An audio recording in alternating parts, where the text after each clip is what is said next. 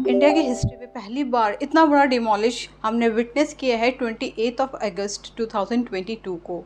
आज तक इतना बड़ा डेमोलिशन किसी भी इलीगल प्रॉपर्टी का इंडिया में नहीं हुआ था। This is the first time जब सुपर टेक कंपनी के द्वारा जो ट्विन टावर्स नोएडा में बनाए गए थे उसको सुप्रीम कोर्ट के आदेश के बाद गिरा दिया गया। इसकी फुल डिटेल्स जानने के लिए मेरे साथ इस वीडियो में बने रहिए। मैं इसमें आपको पूरा बैकग्राउंड बताऊंगी, क्या बैकग्राउंड था और कैसे प्रोसेस हुआ और आखिरी में सुप्रीम कोर्ट ने ऑर्डर कैसे दिया, क्या दिया और ये डिमोलिशन का क्या रीज़न था। ये सब आप इस वीडियो में जानेंगे, तो बने रहिए मेरे साथ इस वीडियो में। So hi everyone, this is CS Anchal Agarwal and welcome back to my channel. तो आज हम जिस टॉपिक के बारे में बात करने वाले हैं वो बहुत ही आजकल हॉट टॉपिक बना हुआ है, that is the demolition of twin tower established in Noida. तो अगर हम बात करें इसके बैकग्राउंड की, तो सुपर टेक ने एक अपना प्रोजेक्ट लॉन्च किया था जिसका नाम रखा था एमरल्ड कोर्ट। तो ये एक फिर सोसाइटी का नाम है जो कि नोएडा में सिचुएटेड है एट सेक्टर 93 के अंदर। इन्होंने जो प्रोजेक्ट स्टार्ट किया था वो 2000 के मिड्स में स्टार्ट कर दिया था। 4-5 में इनका प्रोजेक्ट स्टार्ट हो गया था। इस प्रोजेक्ट के अंदर जो इनकी बिल्डिंग्स थी वो इंक्लूड करती थी 3 BHK 4 BHK के फ्लैट्स। जो सुपर टेक का ओरिजिनल प्लान था वो ये था कि ये लोग उस प्रोजेक्ट के अंदर 14 बिल्डिंग्स रखेंगे जिसके 9 फ्लोर्स होंगे।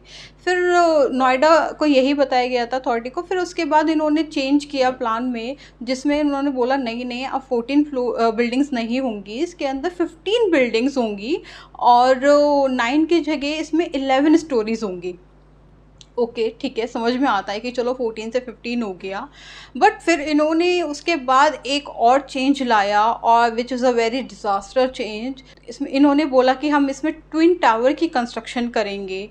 तो ये मेन रीज़न था डिस्प्यूट अराइज होने का, और ये डिस्प्यूट रेजिडेंट्स और सुपर टेक के बीच में हो गया। ये जो डिस्प्यूट हुआ, सुपर टेक ने क्या किया था, जब बायर्स ने वहाँ पे प्रॉपर्टी अपनी खरीदी थी तो उन्होंने सुपर टेक ने उनको प्रॉमिस किया था कि हम आपको आपकी बिल्डिंग के आगे एक ग्रीन पैच व्यू देंगे। अब आप इतना मन से कम घर खरीदते हैं तो आपका व्यू देखने का मन होता है कि भाई चलो ठीक है, हम बालकनी में खड़े हुए हैं तो फ्रेश एयर मिलेगी, ग्रीन व्यू मिलेगा तो थोड़ा सा अच्छा लगेगा। लेकिन वही सोचिए, अगर आपको एक बड़ी बड़ी बिल्डिंग्स खड़ी कर दी जाएं और वो आपको दिन रात देखना पड़े तो maybe it may trouble to someone. तो इसी वजह से रेजिडेंट्स ने आवाज़ उठाई कि जब हमें फ्लैट बेचा गया था तो हमें प्रॉमिस किया गया था कि आप हमें ग्रीन पैच देंगे, बट आपने यहाँ पे ट्विन टावर्स खड़े कर दिए। तो सुपर टेक ने फिर भी अपनी मनमानी करी, उनकी नहीं सुनी और उसने वो वहाँ पे कंस्ट्रक्शन खड़ी कर दी। तो जो अब एमरल्ड कोर्ट का प्रोजेक्ट की जो स्थिति थी वो ये थी कि इसमें 15 बिल्डिंग्स थी और उसकी हर बिल्डिंग में 11 स्टोरीज थी और 2 टावर्स खड़े हुए थे। अब ये जो 2 टावर्स थे इसके, तो इसमें भी पता है कई 2 बार चेंजेस आ चुके हैं। जो उनका पहला 2005 में इन्होंने चेंज किया था कि अब हम बिल्डिंग के साथ साथ ट्विन टावर्स भी खड़े करेंगे। तो उस टाइम पे 2005 का टाइम था वो, जिसमें उन्होंने बोला था कि हम लोग 24 फ्लोर्स तक बनाएंगे।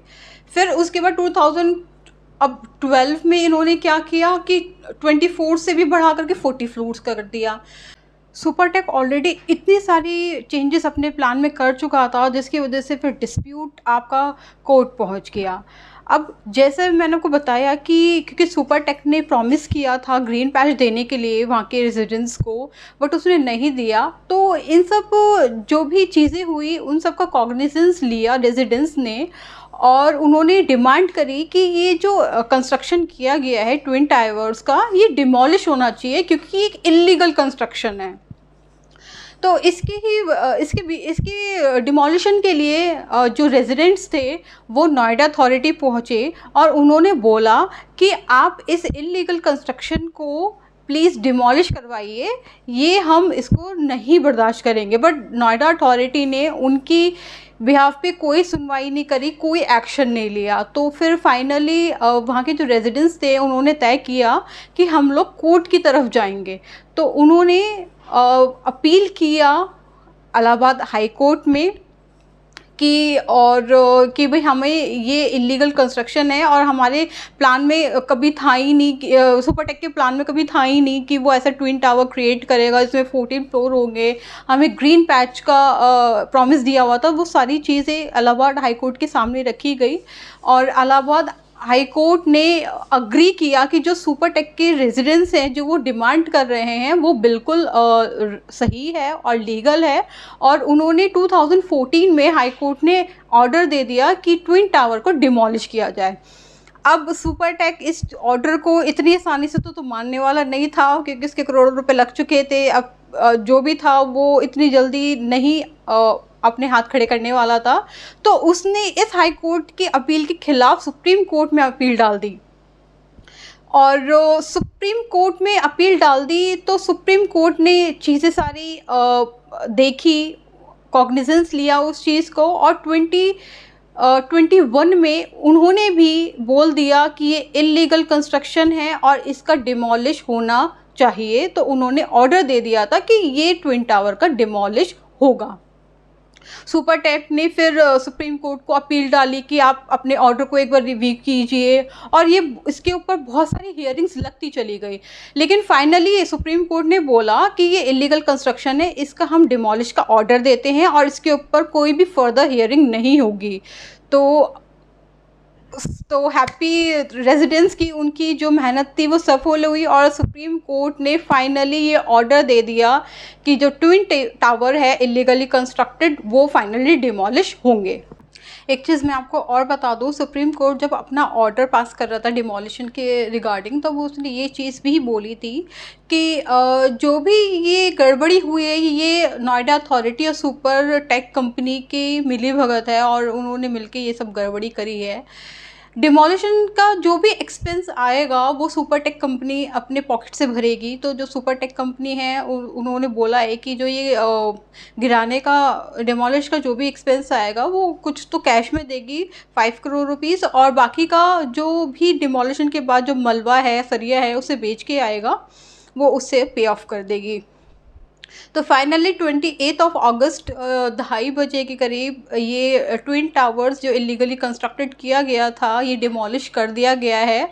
और ये जो टास्क है वो एक Mumbai based firm edifice engineering के द्वारा किया गया है और सुप्रीम कोर्ट के आदेश के अनुसार ये टास्क नोएडा अथॉरिटी की गाइडेंस में किया गया है।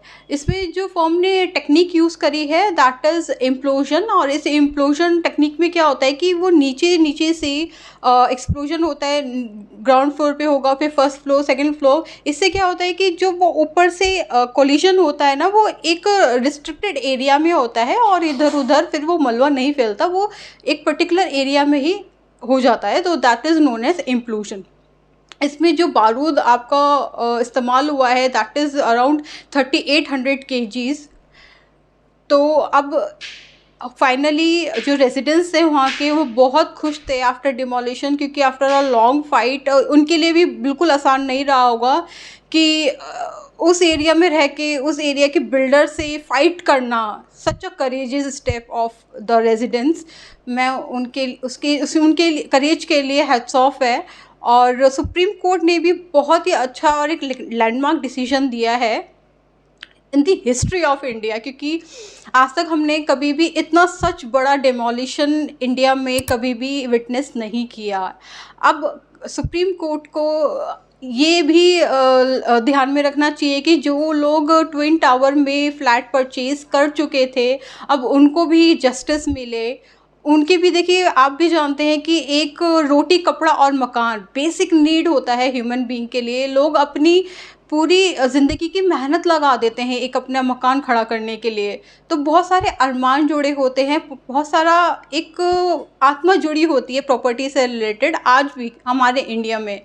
तो सुप्रीम कोर्ट उन पे भी जस्टिस करे और उनको भी कोई ना कोई जस्टिस ज़रूर ग्रांट करे। और जो भी इन साजिश के पीछे थे इन्वेस्टिगेशन होके प्रॉपर अरेस्ट होना चाहिए और कॉम्पनसेशन उन लोगों को ज़रूर दिलाना चाहिए कोर्ट को। और ये बात मैं आपसे भी कहूँगी बायर्स की, जब भी आप कोई फ्लैट ख़रीदते हैं या फिर आपको लैंड ख़रीदते हैं तो आपको प्रूडेंट होना बहुत ज़रूरी है। आप बिल्कुल देख के उसका बैकग्राउंड चीज़ें तभी किसी चीज़ में इन्वेस्ट करें। मैं जानती हूँ कि आप लोग अपनी तरफ से बहुत अच्छा एक स्टेप लेते होंगे और बहुत इंक्वायरी करके करते होंगे, बट आपको, क्योंकि आप देख रहे हैं मार्केट में बहुत फ्रॉड आ गया है, बहुत इलीगल चीज़ें आ गई हैं, तो आपको एक्स्ट्रा कॉशियस होना पड़ेगा अपने एंड पे। तभी इन जो हमारे इलीगल कंस्ट्रक्शन करे जाते हैं और फ्रॉड हो जाता है, ये इन लोगों के ऊपर तभी लगाम लग पाएगी जब आप अपने राइट्स को और ड्यूटीज़ को अच्छे से प्रिवेल करेंगे। तो ये वीडियो यहीं तक था। आई होप आपको इस डिमोलिशन से रिलेटेड सारे बैकग्राउंड्स और रीज़न और क्या वे था वो आपको समझ में आया होगा और आपको इस वीडियो का कंटेंट बहुत अच्छा लगा होगा। तो मेरी आपसे ये रिक्वेस्ट है कि इस चैनल को लाइक करिए, शेयर कीजिए, सब्सक्राइब करिए। इससे हमें मोटिवेशन मिलती है कि हम इसी तरह से आपके लिए एक अच्छी और नॉलेजेबल वीडियोस लाते रहें। सो यही हमारे लिए मोटिवेशन होता है। तो मिलते हैं नेक्स्ट वीडियो में। Till then, bye bye.